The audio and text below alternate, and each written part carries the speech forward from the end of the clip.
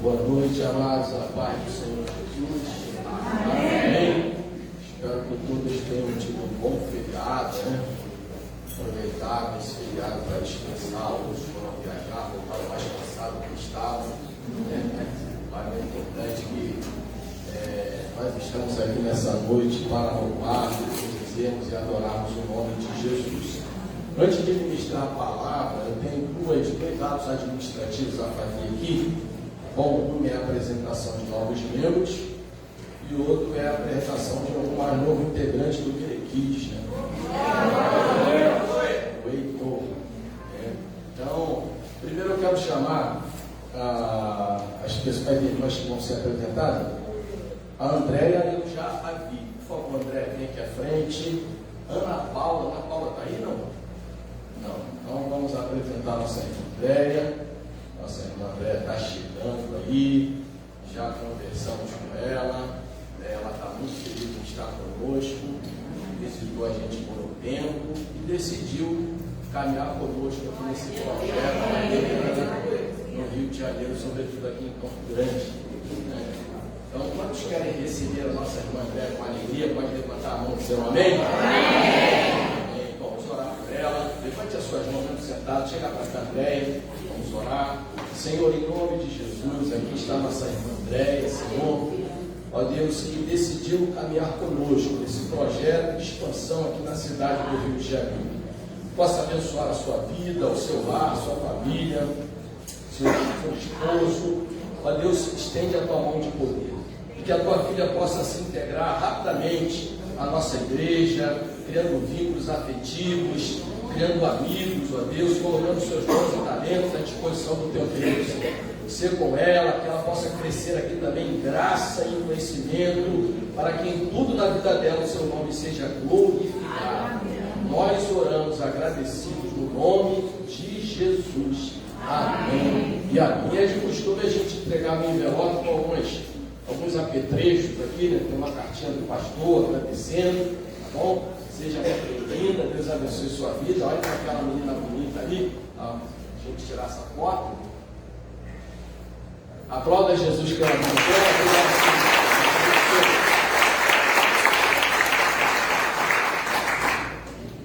E agora a gente vai apresentar o Heitor, mas antes eu quero apresentar aqui os avós também do Heitor, os avós da parte do Danilo. Fiquem de pé. O Guedes, a Tereza e também a senhora também fica de pé, então a tia, a avó também, né? Então aplauda Jesus pela mão.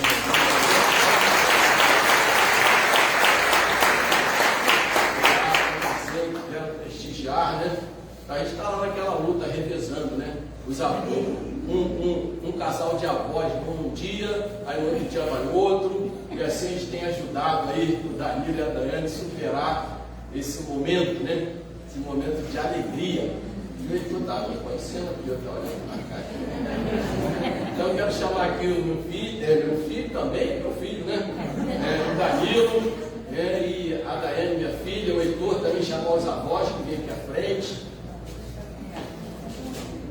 Pode vir aqui também, meu amor. Pode vir a titia também, vem aqui a família toda. Irmãos, olha só agora. Não é coisa de avô, não, mas não é.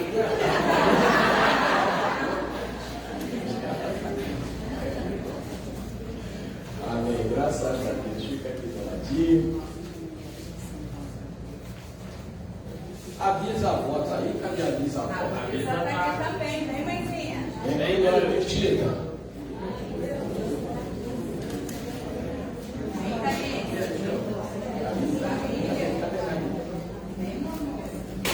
A titia também está ali, outra titia.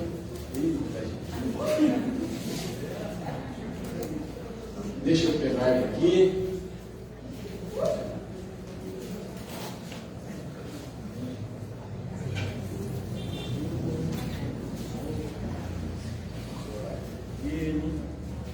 Ficar de pé, levante as mãos aqui, por favor, em direção a ele, para a gente orar. Senhor, em nome de Jesus, nessa noite, antes de apresentar o Heitor a Ti, nós queremos Te louvar, Senhor. Queremos Te agradecer, a Deus, pela vida dele. Muito obrigado por todo o cuidado que tu teve, Senhor, com minha filha, com o Danilo. E, Senhor, no parto, no nascimento dele, Senhor, nós queremos te agradecer, porque tudo transcorreu dentro da tua boa, perfeita e agradável vontade. E nós agora queremos apresentá-lo a ti, Senhor. Meu Deus, que tu possa tomá-lo nas tuas mãos, tu possa guardá-lo, livrá-lo, Senhor, das enfermidades que assolam as crianças nesses dias, que tu possa escondê-lo no teu esconderijo, que tu possa fazê-lo crescer diante dos homens e diante de ti, Senhor, em graça, em conhecimento, que ele possa crescer saudável, ser uma criança, um adolescente, futuramente um jovem, depois um homem temente a ti, que possa fazer a diferença nessa sociedade, Senhor, e glorificar o teu nome em tudo que ele fizer, Senhor. Pai, te pedimos pelo Danilo e pela Daiane, abençoa, Senhor, Danilo e Daiane, para que eles possam ter sabedoria, para educar no caminho da verdade, e para que em tudo na vida dele o teu nome seja glorificado, Senhor. Nós apresentamos Heitor a ti, agradecidos em nome de Jesus, e a igreja diga amém. Amém. Acho que ele fez um serviço aí já. Então, irmãos, nós da igreja evangélica, nós não batizamos criança porque entendemos que o batismo, como o próprio Jesus disse, é o batismo para o arrependimento. Então, uma criança, dessa idade, ele não tem consciência de pecado, Ele é inocente, ele está ainda na fase da inocência.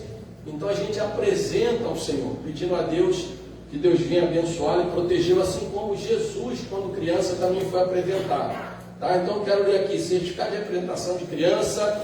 Certificamos que Heitor Prachedes da Silva Guedes, nascido no dia 12/4 de 2024, filho amado e esperado de Daiane Prachedes e Danilo Guedes, foi apresentado ao Senhor Jesus conforme o previsto na palavra de Deus em Lucas 2:22. Rio de Janeiro, 2 de junho de 2024, assina vovô e pastor Daniel Pedro da Silva.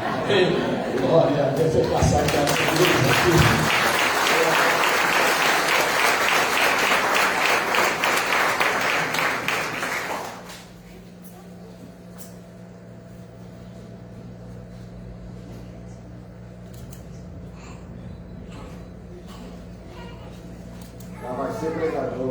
Amém. Obrigado, gente. Podem retornar aos seus lugares. A lembrancinha aqui do Heitor também, toda criança que é apresentada recebe uma lembrancinha aqui. Bom, Deus abençoe, minha filha. Aproveitando que vocês estão de pé, vocês sentaram. Perdão, eu vi vocês sentaram. Aproveitando que vocês estão de pé, enquanto eles tiram foto aqui.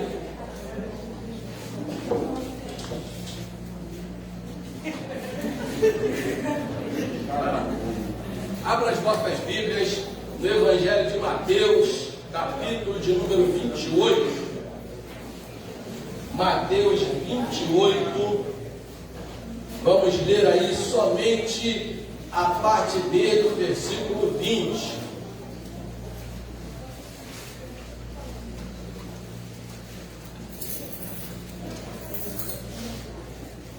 Mateus 28, 20, parte B. Todos acharam? Pode dizer amém? Amém. Antes de ler, quero dizer que hoje pela manhã tivemos uma bela escola bíblica dominical, ministrada pelo diácono Álvaro, com uma didática, sabe, com uma sabedoria, com uma graça, uma escola bíblica muito abençoada. Você que não pôde vir, perdeu, mas você terá outras oportunidades, tá bom, de estar aqui conosco também. Então, vamos ler todos juntos no tempo 3, a parte B desse versículo. 1, 2, 3. E eis que estou convosco todos os dias, até a consumação dos séculos. Feche sua cabeça, feche seus olhos, baixe sua cabeça, vamos orar. Pai, em nome de Jesus, mais uma vez diante da tua presença, Senhor, nos colocamos, pedindo a tua graça, tua sabedoria, teu direcionamento, a fim de que possamos ministrar essa palavra de tal maneira que ela encontre guarida em cada coração e cumpra os objetivos pelas quais ela será enviada. Em nome de Jesus nós oramos. Amém. Podeis tomar assento. Então, queridos, e amados do Senhor Jesus, esse texto é um texto muito interessante, porque é o texto da última aparição de Jesus aos discípulos após a ressurreição. Momentos antes de Jesus se tornar assunto ao céu, ele cumpre uma das promessas que ele havia feito aos discípulos, que ele iria se apresentar aos discípulos na Galiléia. E aqui então, nesse texto especificamente, ele, antes de fazer uma promessa maravilhosa, o tema da mensagem hoje é uma promessa maravilhosa. Antes de ele fazer uma promessa maravilhosa, ele deixou duas ordenanças aqui para a igreja. Foi uma, fazer discípulos. Então isso aí de fazer discípulos de todas as nações. Então, uma das tarefas da igreja é fazer discípulos. O que é fazer discípulos? É fazer com que pessoas se tornem parecidos com Cristo. Então, fazer discípulos é não somente fazer com que nós tenhamos seguidores de Cristo, mas pessoas que cada dia se pareçam mais com Ele. Isso é um processo. Ninguém vai, de um dia para o outro, mudar assim totalmente. Isso é um processo. A gente vai crescendo a cada dia. Então, ele primeiro deixa essa ordenança: fazei discípulos de todas as nações, batizando-os em nome do Pai, do Filho e do Espírito Santo. E depois ele diz: como é que vocês vão fazer discípulos? De que maneira? Ele diz: ensinando-os a guardar todas as coisas que nos tem ordenado. Ou seja, não há como fazer discípulos de Cristo sem transmitir os ensinamentos que Cristo deixou para nós. Então ele deixa essa ordenança de fazer discípulos e diz, de que maneira será isso. Mas ele encerra esse texto, que a minha mensagem hoje não é sobre fazer discípulos, eu posso até pregar em outra oportunidade, mas hoje a mensagem que eu quero compartilhar com vocês está na parte B do versículo, quando ele faz essa promessa. Na verdade, ele renova essa promessa. Na verdade, ele confirma essa promessa que já vinha sendo feita ao longo de toda a história do povo de Deus. Então ele confirma, ele renova, ele ratifica, ele autentica a promessa de estar com o seu povo. Preste bem atenção: estar com o seu povo. E quando ele fala isso, ele fala que estará conosco, independente da época, independente dos lugares, independente das circunstâncias. E essa presença dele conosco, tem como propósito revelar os seus atributos, ensinando-nos, cuidando de nós e dirigindo os nossos passos para que nós possamos lograr êxito na nossa trajetória de vida, não só a vida cristã, mas a nossa vida em todos os sentidos: no sentido familiar, no sentido profissional, no sentido social e, sobretudo, no sentido espiritual. Então, nesse texto especificamente, Jesus fala isso com os discípulos. Por quê? Porque Jesus havia caminhado com os discípulos aproximadamente 3 anos e meio após a revelação do seu ministério. E ele, durante essa caminhada, ele ensinou muitas verdades. Ele esteve ao lado dos discípulos mostrando coisas que eles precisavam fazer. E sabe quando você caminha um tempo com alguém e você desfruta da amizade daquela pessoa, da companhia dela, você desfruta de momentos alegres com ela, mas também de momentos de adversidade, de luta, você cria um vínculo afetivo muito forte. E aí, de repente, essa pessoa, ela vai embora. Então, Jesus, nesse momento, ele decide compartilhar e entregar e fazer essa promessa aos discípulos exatamente por isso. Porque o contexto da época era um contexto de perseguição. Ou seja, os discípulos já estavam sendo perseguidos devido a eles estarem propagando, segundo o Império Romano, uma outra seita religiosa que chegou ao ponto eles acharem que ameaçavam o império. Então os discípulos estavam sendo perseguidos, ou seja, quem estava com eles, guardando, protegendo, ajudando, agora está indo embora. E então Jesus deixa essa palavra para que eles pudessem vencer os temores. Eles estavam atemorizados em relação ao futuro. Ou seja, enquanto ele estava conosco, ele fez coisas extraordinárias, ele multiplicou pães, peixes, ele curou pessoas, ele ressuscitou mortos, e agora ele vai embora, o que vai ser de nós?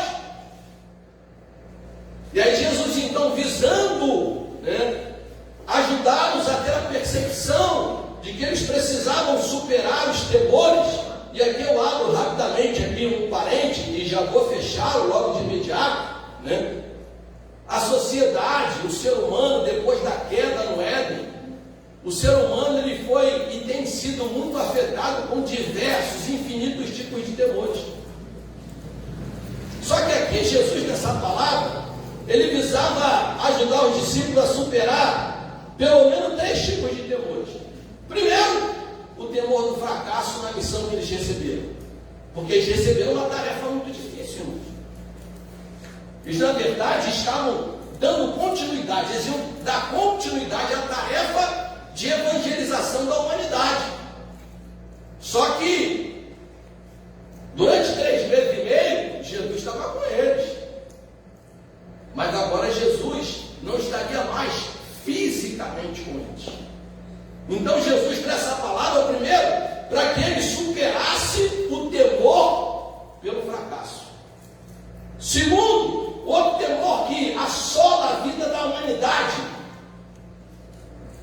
Eu coloquei aqui os 3 principais no meu entendimento. Segundo, o temor da solidão. Todo ser humano ele tem medo de um dia ser abandonado, ficar sozinho. Por que que hoje, já há algum tempo atrás, o número de pessoas que têm um animalzinho de estimação tem aumentado? Porque as pessoas têm medo de ficar sozinhas.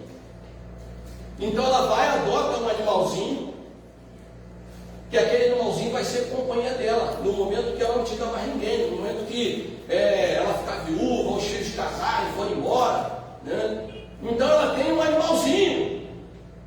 Eu já tenho um lá em casa já.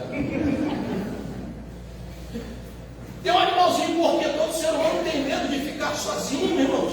Por mais que a pessoa declare, verbalize, mas lá no íntimo da sua alma, nenhum ser humano quer viver sozinho, porque a Bíblia diz que Deus não fez o ser humano para viver só.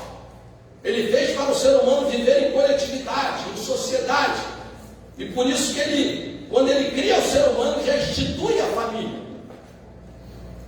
Então, eu vejo aqui também Jesus, com essa palavra, trabalhando no coração dos discípulos da mente para que eles superassem o temor da solidão. E em terceiro lugar, o maior de todos os temores do ser humano, o medo da morte. A morte é o que mais aterroriza o ser humano. Por quê? Porque Deus não fez o homem para morrer. Deus fez o homem para viver eternamente, para ser imortal. Mas o pecado fez com que o homem se tornasse mortal. Diga para quem está ao seu lado, que fala, Deus nos fez para viver eternamente. Só que por causa do pecado veio a morte.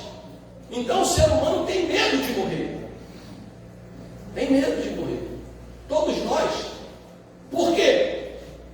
Porque tudo que nós conhecemos está no âmbito terreno.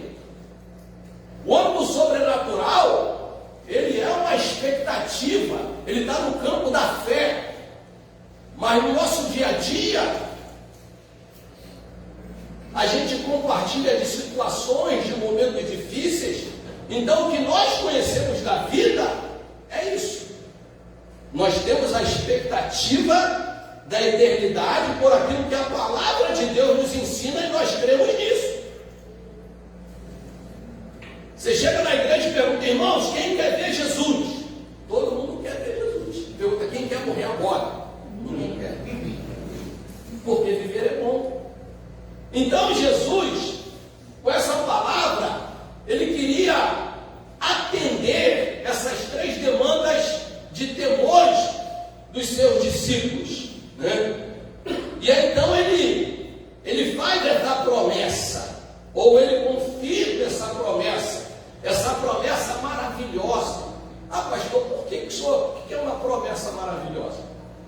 Irmãos, você consegue, eu não consigo, dentro da minha linha de pensamento, dentro da minha razão, eu não consigo explicar como que um Deus tão grande, que criou todas as coisas, um Deus onisciente, onipresente, onipotente, ele vai habitar dentro de nós. Não há explicação racional para isso. Então isso é algo maravilhoso. Não há uma explicação. E é algo maravilhoso também, porque o próprio nome, um dos atributos de Jesus, quando Isaías falou, ele disse o seguinte: olha, será dado um filho, e o seu nome será maravilhoso.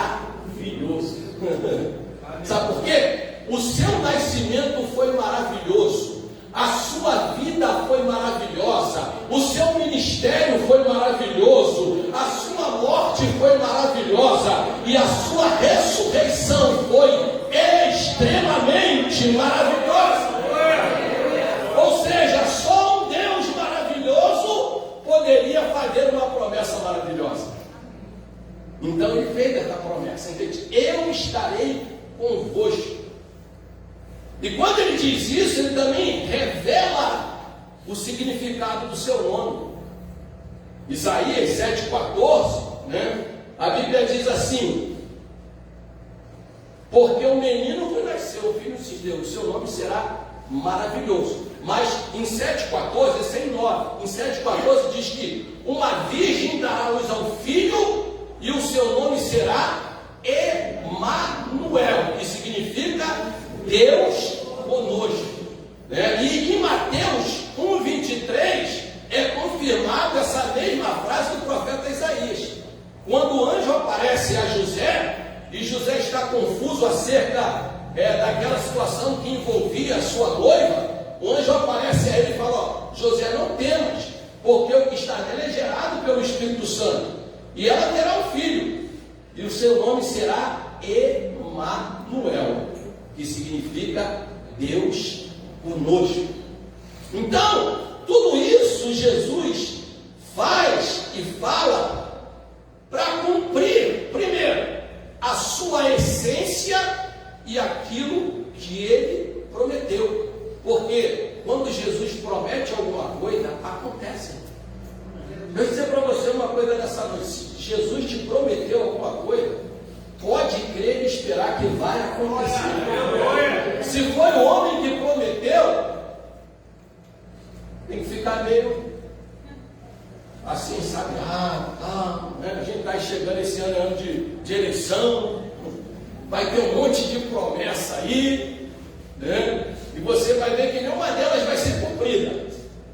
Mas Jesus, quando promete, ele cumpre. Você pode me ajudar a pregar e dizer para a pessoa que está perto, falar: se Jesus te prometeu alguma coisa, ela pode esperar, que vai acontecer.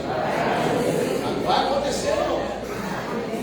Vai acontecer, porque se foi ele que prometeu, vai acontecer. A Bíblia diz que ele não é homem que minta, nem filho do homem para que se arrependa. E a promessa que ele deu aqui a nós foi: estarei convosco. E a gente precisa analisar algumas coisas aqui. Então, quando ele diz que estou convosco, perdão, nem estarei, estou, né?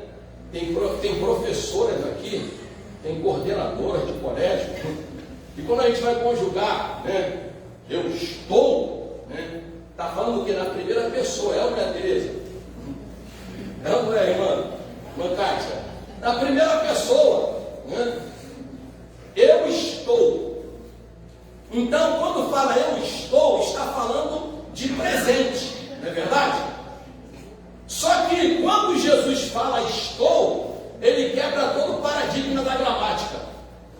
Porque o estou de Jesus é um estou contínuo. Eu estou contigo hoje, estou amanhã e estarei eternamente. Porque a Bíblia diz que Ele é o mesmo. Ontem, eu até falei recentemente, outra quebra de paradigma na língua portuguesa. Como é que na língua portuguesa eu vou falar eu sou ontem? Não tem como.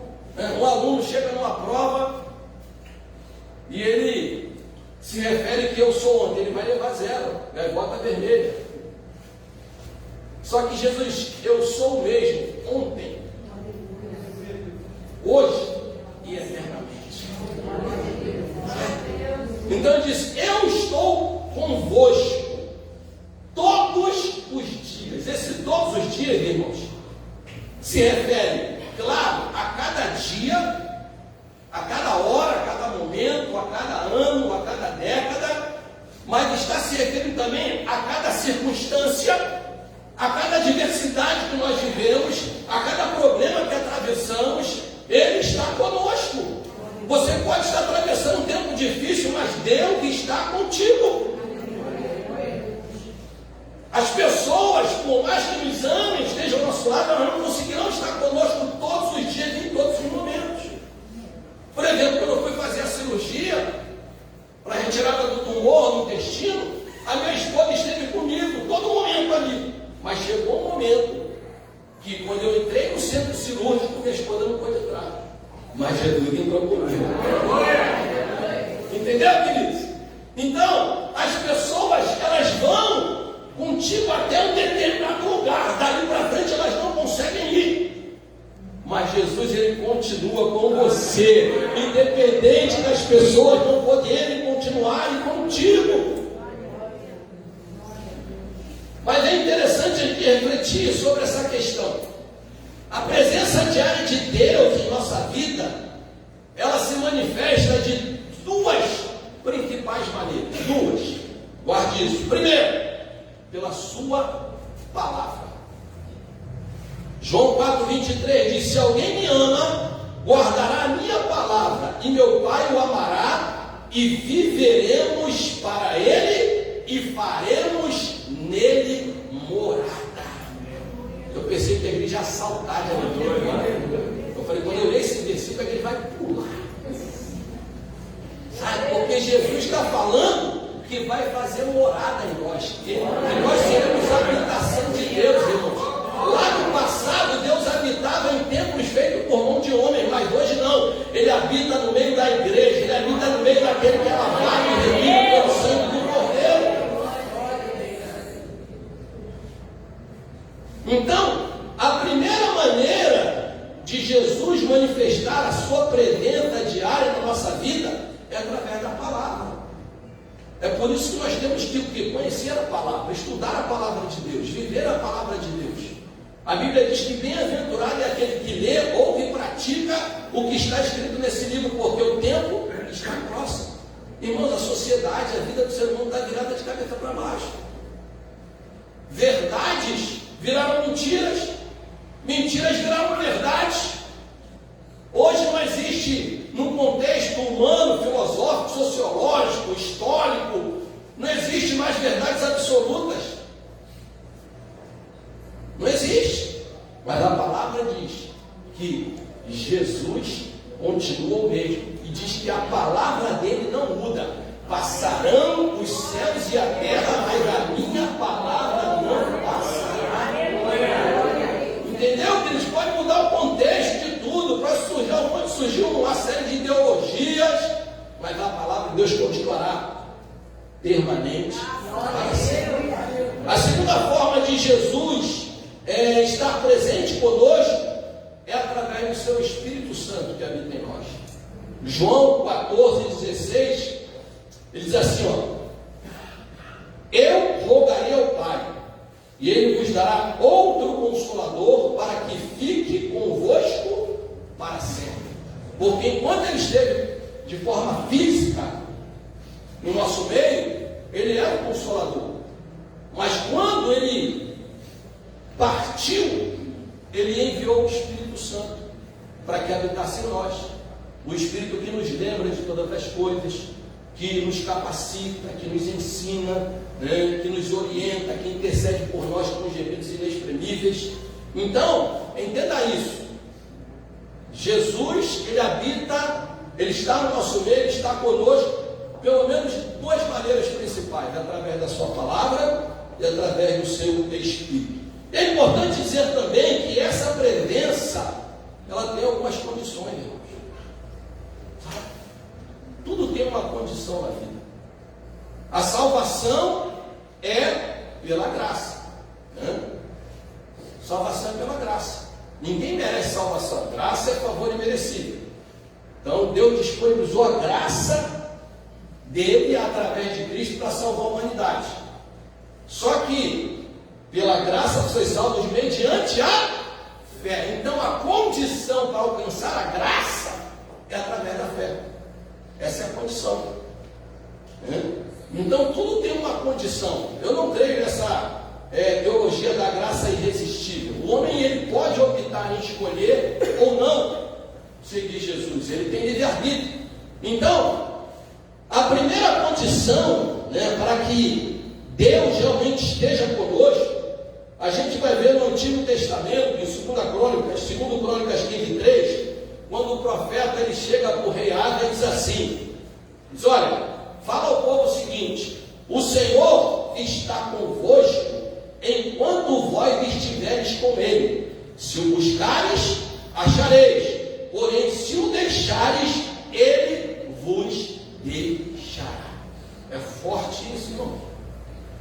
Porque quando eu falo da presença de Deus, eu não estou falando da presença universal.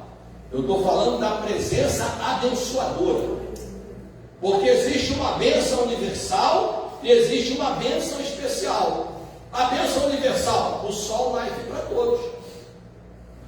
Não importa se a pessoa acredita ou não em Deus, o sol nasce para ele. Há leis estabelecidas que independe da pessoa crer ou não crer em Deus. A Bíblia diz que o obreiro, o trabalhador, é tipo o seu salário. Então, se o cara trabalhar, ele vai ter alguma coisa. Tem a lei da semeadura. Então, isso são bênçãos universais, mas há uma bênção especial. E essa bênção especial é a presença de Deus contínua na minha e na tua vida. Tem alguém comigo nessa noite aqui? O interessante é que alguns filósofos, cientistas, dizem que se existisse realmente um Deus, um ser todo-poderoso, que criou todas as coisas, se existisse, que eles não creem, muitos não creem que existe, que ele disse: se existisse, a sociedade não estaria desse jeito, aumentando a violência, aumentando a corrupção, aumentando a imoralidade, né? Então, se Deus existisse, isso não estava acontecendo.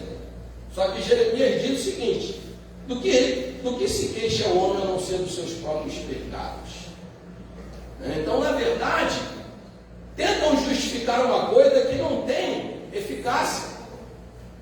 Então, os filósofos dizem o seguinte: olha, se Deus existe, Ele criou todas as coisas, Ele estabeleceu leis naturais e abandonou o homem à sua própria sorte. Esse é o pensamento de alguns filósofos. Só que Deus não abandonou o homem. Deus sempre esteve ao lado, acompanhando o homem todo o tempo. Ele esteve com Adão e Eva lá no Éden, mesmo depois de ter pecado. Ele esteve com Noé durante um período que Noé construiu a arca, mesmo o mundo todo corrompido, e ninguém acreditava que um dia choveria, porque até aquele momento não caía chuva sobre a terra, só o orvalho, e um louco dizendo que Deus tinha mandado ele construir uma arca a 70 quilômetros do oceano mais próximo. Mas Deus estava com ele ali. Deus estava com Abraão quando ele recebeu a notícia que não poderia gerar filho. Deus estava com ele. Deus estava com Jacó quando Jacó fugia do seu irmão, quando ele tem um encontro com Deus.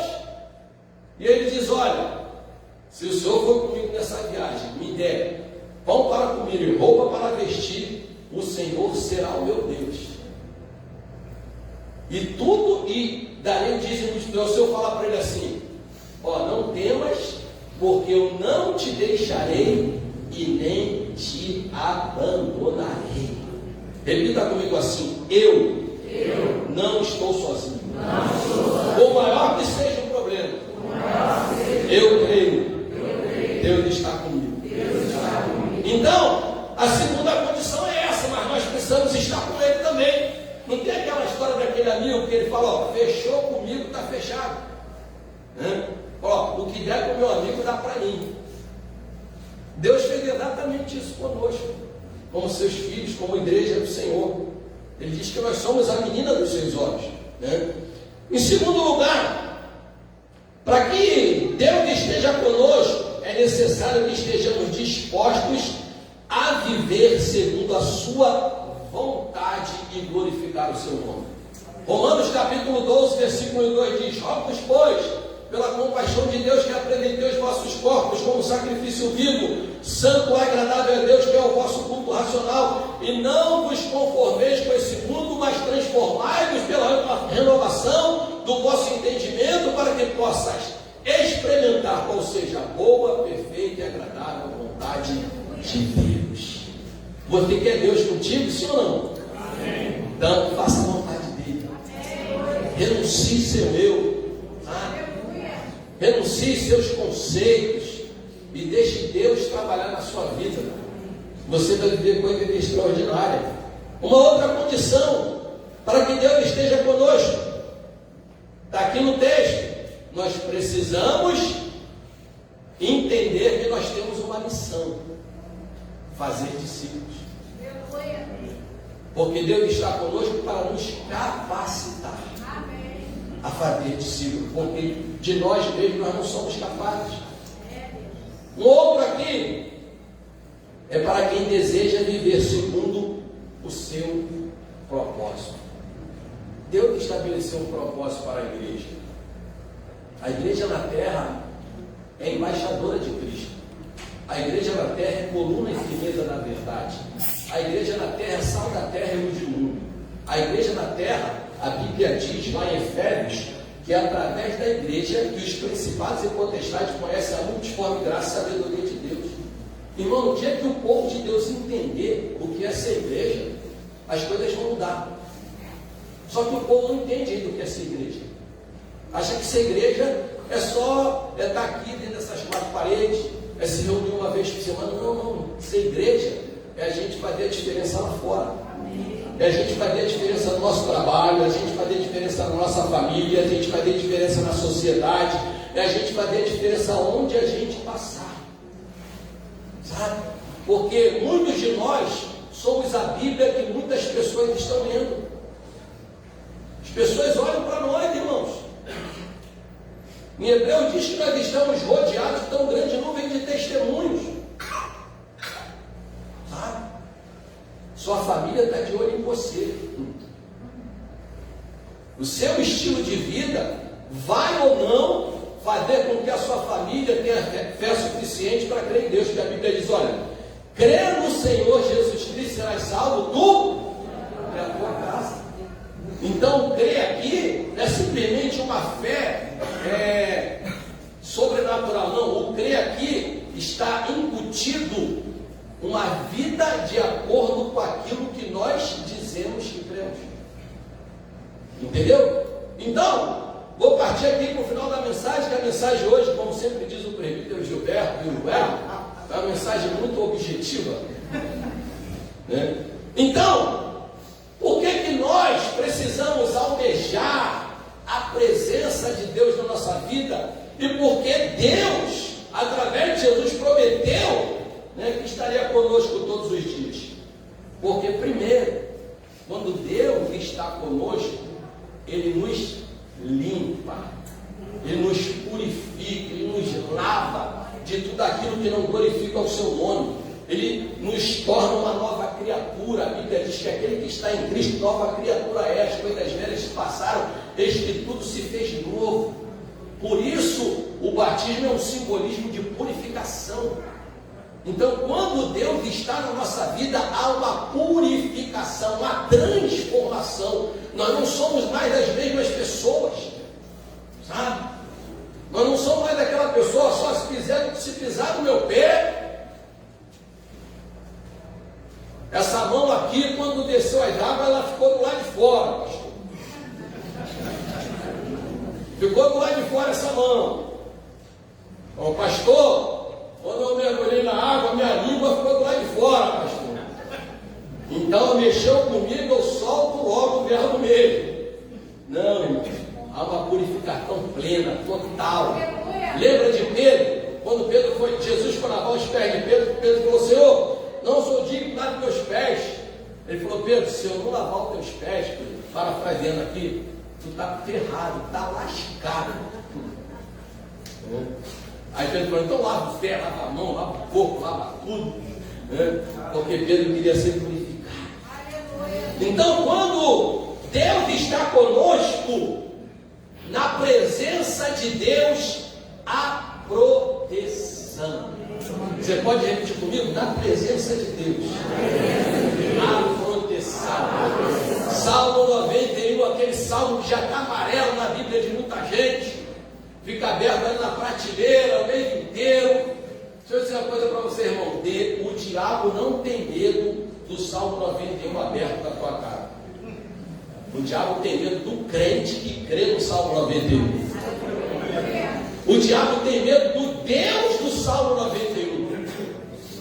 Sabe? Então, vira a página da tua Bíblia que está lá no Salmo 91, vai virando cada dia você lê um texto, vai virando, vai virando, vai virando. Porque o Salmo 91 diz: aquele que habita no esconderijo do Altíssimo, a sombra do Onipotente descansará. Direi do Senhor: é meu Deus, o meu refúgio e a minha fortaleza. Se Deus está contigo, fique tranquilo, você está debaixo das mãos do Onipotente. Pode vir luta, pode vir adversidade, você vai viver problemas. Eu não estou falando que isso nos exime de problema, mas você vai estar escondido e vai superar essa situação em nome de Jesus. Tem alguém comigo aqui? Em nome de Jesus. Quando Deus está na nossa vida, há provisão. Salmo 23, versículo 1 diz: o Senhor é o meu pastor e nada me faltará.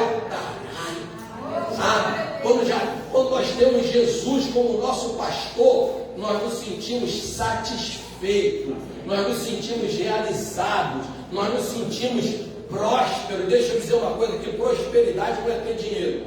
Ter dinheiro é bom, tá? Mas se você não souber usar o dinheiro destrói a tua vida. Então o dinheiro é uma ferramenta que nós precisamos saber usar. Prosperidade é viver bem com aquilo que você tem, na expectativa de melhorar segundo a boa, perfeita e agradável vontade de Deus. Isso é prosperidade. Tem rico que não é próspero, e tem pobre que é mais próspero do que o rico. Sabe? Então, na presença de Deus há provisão. Lembra de Abraão? Quando ele leva Isaac para ser sacrificado, e aí quando ele vai sacrificar Isaac, a Bíblia diz que o Senhor aparece e provê o cordeiro. Aleluia. E a partir daquele dia, aquele monte ficou chamado Monte do Deus Proverá. Seja profeta nessa noite, diga para 2 ou 3 falar: fica tranquilo, Deus vai prover uma saída para essa situação da tua vida. Creia nisso. Deus vai prover uma saída, Deus vai prover um escape, Deus vai prover a solução dessa questão aí, irmãos, em nome de Jesus. Mas se mexe. Deus não vai prover para ninguém que o cara está lá. Não, hein? Um exemplo aí? Deus não vai prover para quem vai ficar ali, ó. Não faz nada, não corre atrás de nada. Eu lembro do testemunho do Wesley aqui. Ele está desempregado, agora disse que andou a Presidente Vargas inteira. Entrou em todos os prédios entregando currículo, porque naquela época ainda não tinha esse negócio de mandar o currículo pelo e-mail. Ele entrou em todos os prédios, entrava, entregava o currículo, descia. Um dia, uma daquelas empresas chamou ele.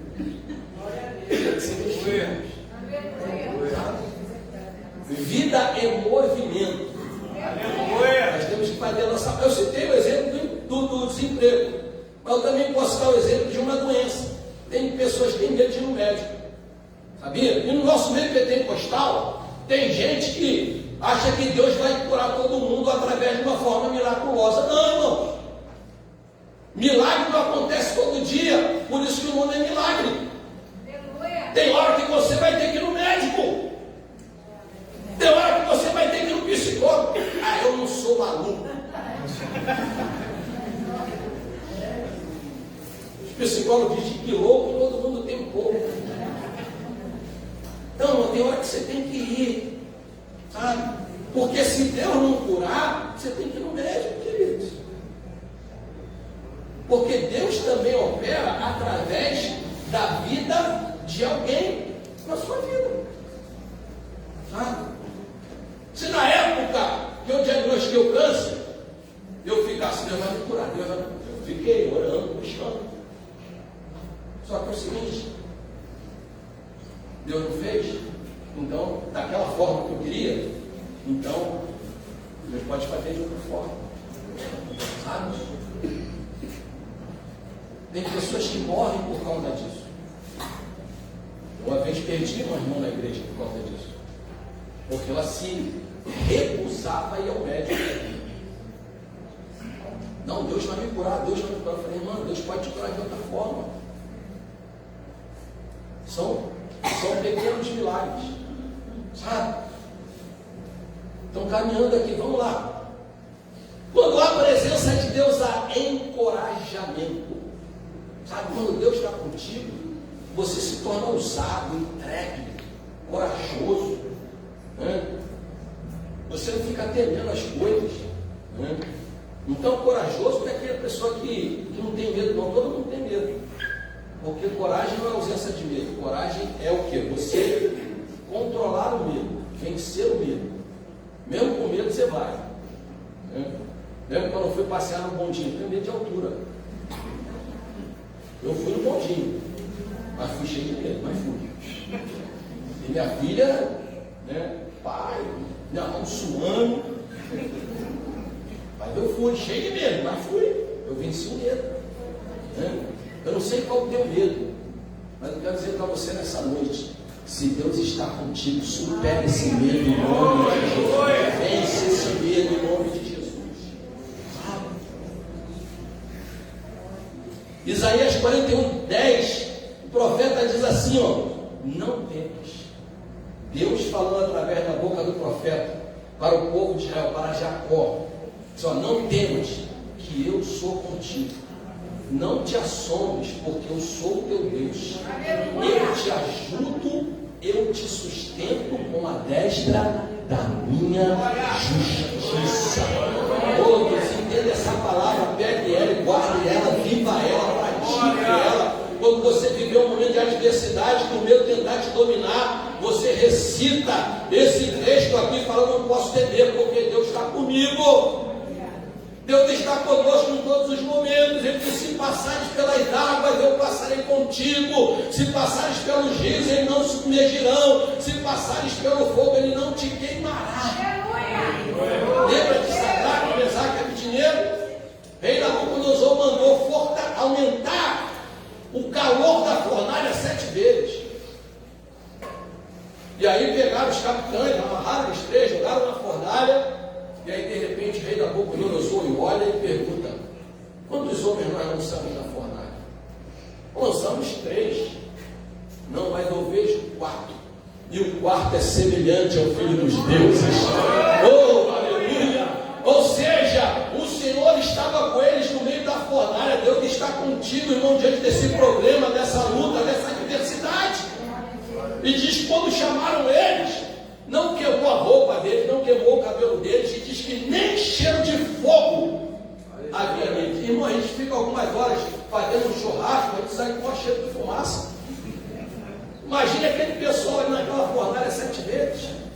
Então, se Deus está contigo, seja corajoso. Lembra que Josué estava temeroso, o Senhor falou, ser forte e corajoso, não temas, nem te assombres, porque eu sou contigo, não te deixarei, nem te desampararei. Onde colocares a planta do vosso pé, eu te darei como herança. Creia nisso, querido. Se Deus está morrer. Salmo 46 diz que Deus é o nosso refúgio e fortaleza, socorro bem presente na hora da angústia, pelo que não temeremos, ainda que a terra se mude, os montes se transportem para o meio dos mares, há um rio cuja cidade alegra, a cidade de Deus vivo, Deus está no meio dela, não será abalada, o Senhor dos exércitos está conosco, o Deus de Jacó é o nosso refúgio. Oh, glória a Jesus! Se Deus está contigo, irmãos, tem força aí. Renova suas forças. Não desiste. Diz que aquele que espera no Senhor renovarão as suas forças. Voarão com asas como águia. Caminharão e não se cansarão. Correrão e não se fatigarão.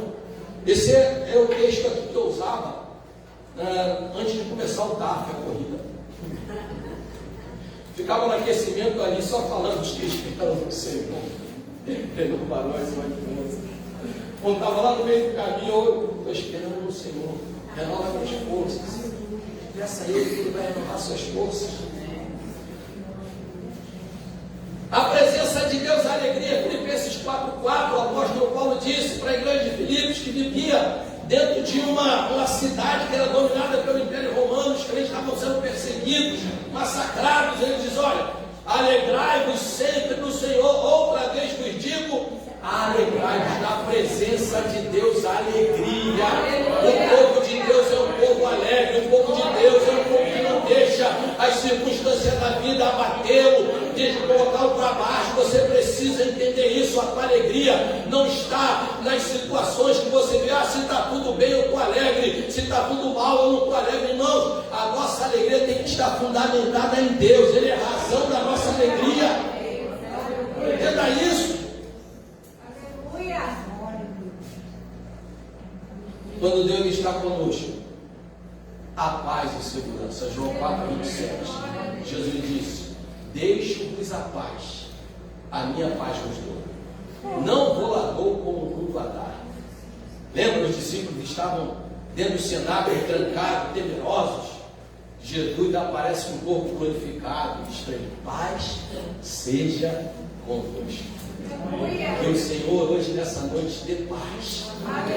Diante dessas situações, dessas adversidades que você está enfrentando, que eu estou enfrentando, que o Senhor possa nos dar paz.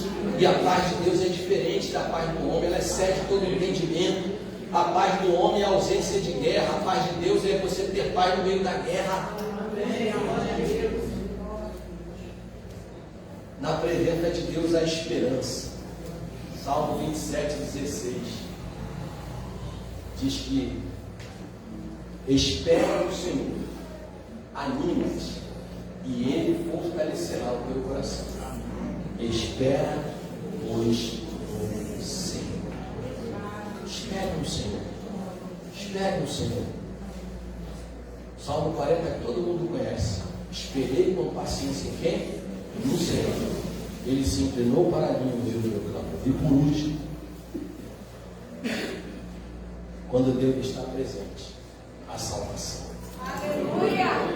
Porque quando Jesus nasceu, diz que o Salvador do mundo nasceu. Ele veio para buscar e salvar o que se havia perdido. Renovou-se as esperanças de uma vida eterna. O homem estava totalmente perdido, sem direção, sem saber o que fazer. Hoje há uma direção. Hoje há um modelo, porque nós, seres humanos, nós vivemos de modelos. Todos nós precisamos de ter referenciais na nossa vida. Uma criança, ela precisa ter a referência dos pais para se tornar uma pessoa boa. Um bom profissional, ele tem que ter alguém que seja referencial para ele na profissão dele. Então todos nós vivemos de o quê? De referenciais, de ícones, de modelos, né? Infelizmente hoje os modelos que influenciam a sociedade são modelos ruins, sabe? O jovem hoje, ele não quer mais ser um advogado, um médico, ele não quer mais ser um engenheiro, ele não quer ser mais um professor, um farmacêutico. Não, ele quer ser o quê? Ele quer ser. Fala aí, pode falar. Ele quer ser influencer. Ele quer fazer um canal no YouTube, né? Influenciar pessoas. Não, sou contra isso não, desde que seja uma influência boa. Mas até agora eu só vejo influência ruim. Só influência negativa. Sabe? Então, se você quer ser um YouTube para influenciar, influencie as pessoas a acreditarem em Deus, a confiar em Deus, a viver segundo os valores e os princípios de Deus. E eu tenho certeza que, ainda que você não alcance milhões de seguidores, mas o céu vai aplaudir a tua atitude quando você vai verificar. Sabe por quê? Nós temos muitas pessoas querendo ser conhecidas na terra, mas nós temos um pequeno número de pessoas que não são conhecidas na terra, mas são conhecidas no céu, como aqueles que buscam o Senhor, que vivem sua vida de acordo com a palavra de Deus. E para encerrar, o texto diz: eu estarei convosco até a consumação dos séculos. Jesus estava dizendo o seguinte: eu vou estar convosco, consumação dos séculos, até o dia que eu virei buscar a igreja. Ah, irmão, Jesus já veio buscar a igreja. As coisas estão muito próximas de acontecer, irmãos. Como foi dito na escola dominical hoje, vou dar uma colher de chá para você. Como nos dias de Noé, casavam-se, davam-se casamento, comiam, bebiam, casavam-se. Deus é bom. Eu posso estar comendo aquele bacalhau que o Guedes faz delicioso. Eu posso estar comendo aquele pastel maravilhoso que a irmã Tânia faz. Ou aquele bolo delicioso que a irmã Márcia e a irmã também, fugiu agora o nome dela, a irmã Flávia faz. E aí de repente a trombeta soa. Nós podemos estar num dia de festividade aqui na igreja. De repente a trombeta soa. Sabe? Nós podemos estar no dia de Santa Ceia como hoje, de repente a trombeta soa. Mas eu pergunto: você está com Deus? Deus está contigo? Porque ele disse: eu estarei com vocês até a consumação dos séculos. Só que depois da consumação dos séculos, não é Ele que vai estar conosco, somos nós que estaremos com Ele. Vamos dizer aqui em 1 Tessalonicenses capítulo 4, sempre com o Senhor. Agora está conosco, mas amanhã nós estaremos com eles. Bendito seja o nome de Jesus. E diz o texto assim: consolai-vos, pois, uns aos outros com estas palavras. A esperança da ressurreição, irmãos, é o nosso consolo. A esperança de que Cristo está conosco é o nosso consolo. Pode ter luta, pode ter problema, pode ter desemprego, pode ter doença, pode ter crise, pode ter Covid, pode ter tudo que está acontecendo no mundo. A nossa expectativa é aguardar o Senhor. Em breve Ele voltará para buscar a sua igreja. E nós estamos aqui nessa noite, nessa grande festa, para celebrar esse momento, que a Bíblia diz que quando Jesus terminou a ceia, ele diz: olha, eu não vou cear mais convosco aqui, mas um dia nós cearemos juntos.